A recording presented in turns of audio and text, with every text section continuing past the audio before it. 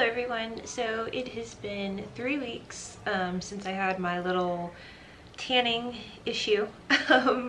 Yeah, since I was out on the boat, and so I wanted to do some updated pictures just to see how the lightening has been working on my skin. As you guys know, I have not been on glutathione, and so I've only been using topicals to basically try to lighten this tan, and it's working.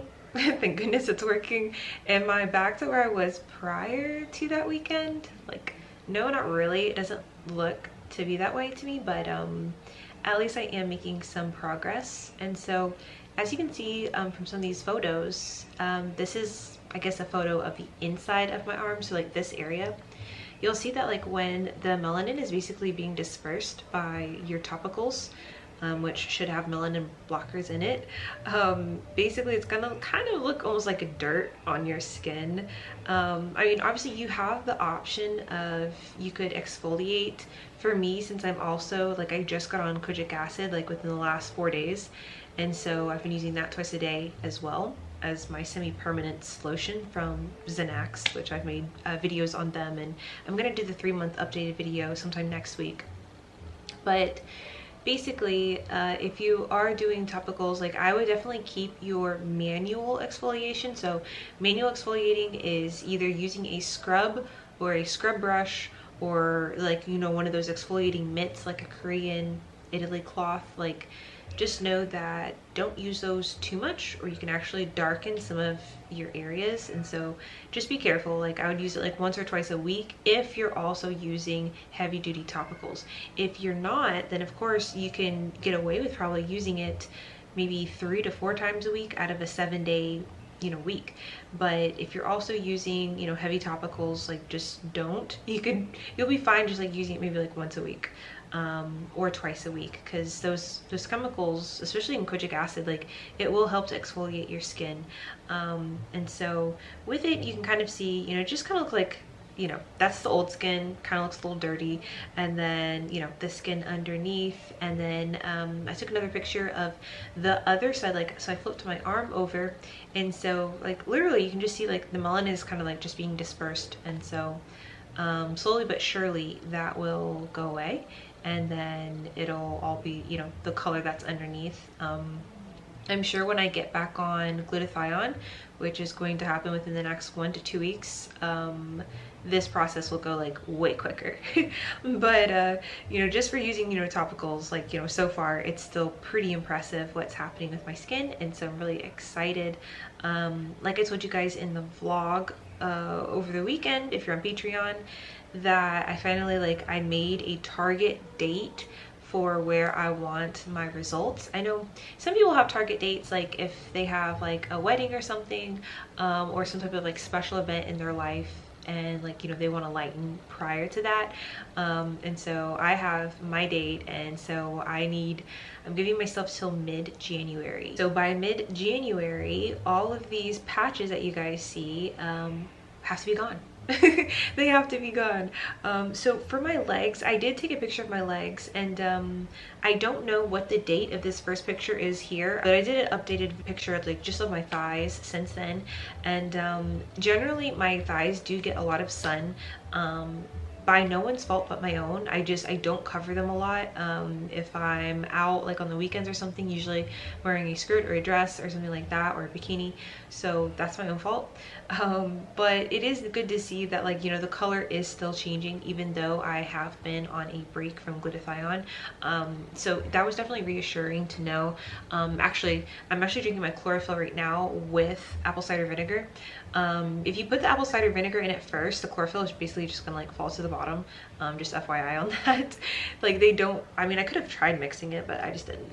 But yeah, this is like just really good for not only detoxing before I get on glutathione, but also like your undertone. Because depending on what type of undertone you like, if you guys like warmer, like glowy undertones, then do it.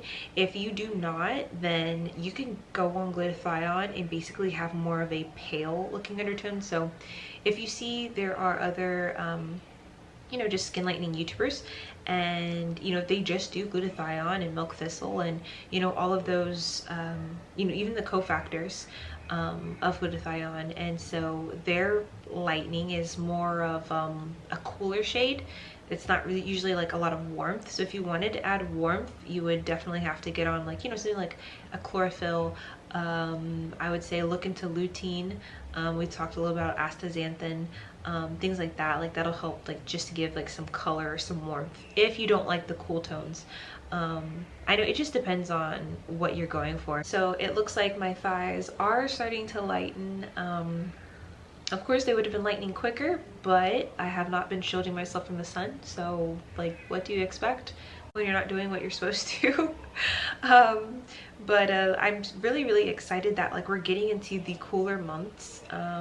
You know, right now, like, we're closely approaching mid-August, and then from here, it's going to be you know, just a different type of, you know, outerwear, like just clothing. And so for a lot of people, I think if you are trying to get results and before like 2022, like this stretch of time is like the perfect time. Like you're into the cool months. And so even if you are out with your friends and you guys are like hiking or doing like any type of outdoor activity, like it's not weird to have on all long sleeves and, you know, long sleeves and like long pants when you're outdoors. But if you are in like a warmer climate or like more of a tropical climate, then obviously like half of you wants to wear probably bikinis and then half of you wants to like stay out of the sun. So I know for me, like that's just something like I struggle with. I struggle with wanting to wear the clothes I want to wear and then also wanting to protect my skin. Also, I was talking about this on Patreon, but there does seem to be some basically connection with mulberry and basically blocking UV rays.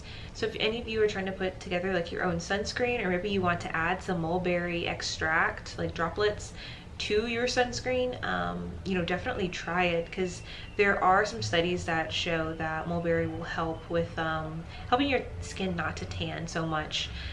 Does that mean you should be like in direct sunlight on purpose? Probably not. Like, you know, use common sense. But if you're, you know, stuck in a car and the sun is just beating down your thighs, you have nothing to cover them with, or your arms, and you know what I mean, like just having something like that in your topicals, it could possibly really, really help. Just as a natural sunscreen.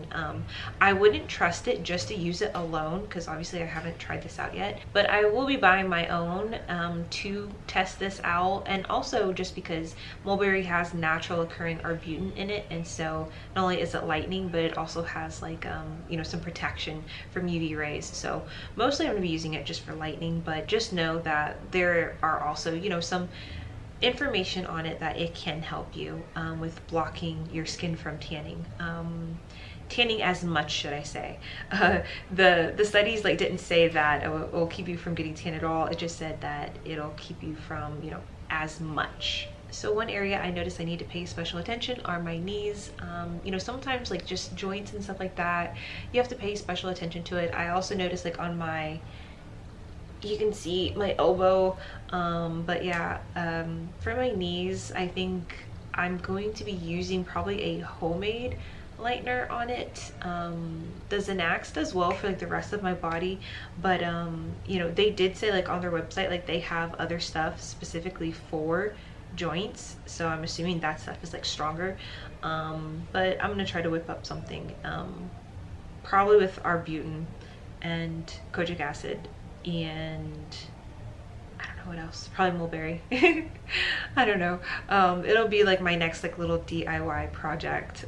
So far the kojic body wash is going really, really great. I'm still using it twice a day. It's been like, what, 4 days now? And so that recipe is also on Patreon, which the link is in the bio. And I'm gonna actually start using it on my face, and I'm gonna use it to help with my acne, because yeah, kojic acid is supposed to be like really great for acne. Not only that, but like the other ingredients that I have are like, some of them have like naturally occurring salicylic acid, which is another great thing for acne. And then others just like have like things that like help prevent melanin formation. So I don't know, I think it'll just be interesting to help, mostly just like with the acne on my face.